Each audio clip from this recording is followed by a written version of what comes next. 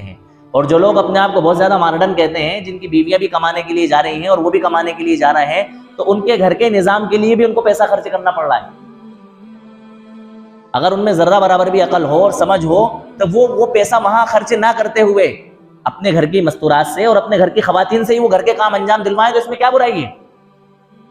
عورت کو بڑے بڑے خواب دکھائے گئے کہ بھئی عورت جب باہر نکلے گی، ترقی کرے گی تو وہ جو ہے نا پردھان منتری بنے گی، وزیر اعظم بنے گی، وزیر اعلیٰ بنے گی، اور جو ہے نا فلائٹ اڑائے گی اور یہ کرے گی وہ کرے گی، اس کو لبھایا گیا۔